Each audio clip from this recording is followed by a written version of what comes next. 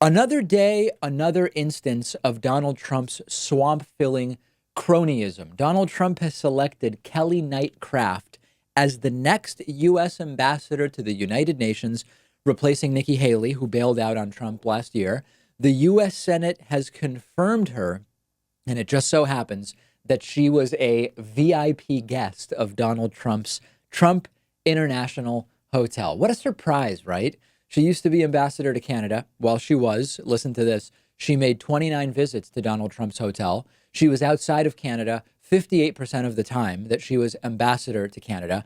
And she stayed at Donald Trump's hotel so often that she achieved what's called gold level membership status in the Trump card rewards program. She really got beyond gold level rewards. She got herself an ambassadorship from staying at Donald Trump's hotel so often. Can you even imagine? The Trump card rewards is the sort of, it's a Pyrrhic victory. Even if you win the Trump card rewards game, you really lost in some kind of broader existential sense. And we heard from Democratic Senator Bob Menendez, who just straight up called this out for what it is. He said to senators, don't vote to confirm her.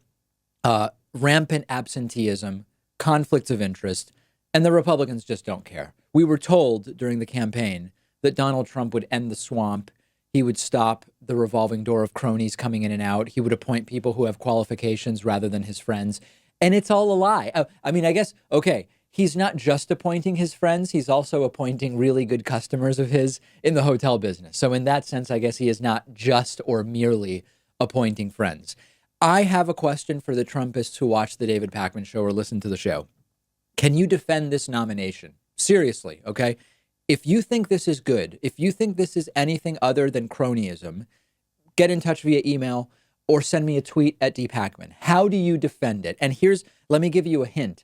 If your defense of this nomination is going to mention Hillary Clinton or Barack Obama, it's not a good one. If your defense of this nomination is going to mention the Hillary Clinton Foundation, or I'm sorry, the Clinton Foundation, or Hillary Clinton's emails, it's not a good defense, okay? What I want to hear from you is tell me exactly how this is a qualified person who should be ambassador and how this is anything other than the exact type of cronyism that Donald Trump told us he was going to be rooting out. I don't see any way. And what it fundamentally comes down to in the end is that this is just politics as usual, despite what we were told was going to be different. And this is why, whenever you have a candidate who comes in and says, based on my different background, I will be completely different as a politician. This is what a lot of people don't understand. The reason that we end up with the status quo politicians once they are politicians is the system forces them into that. This is not a defense of Donald Trump. Donald Trump was particularly corrupt and cronyistic. But let's say we believed. Imagine for a second that Donald Trump came from the business world, but not the corrupt crony capitalist business world. Like, let's just say he was a respectable business person. And he says, I'm not going to do the revolving door of lobbyist, elected official, corporate stuff. I'm not going to do that. I'm not going to hand out ambassadorships to people who are customers of mine. He might have really said that honestly. In Trump's case, it wasn't true.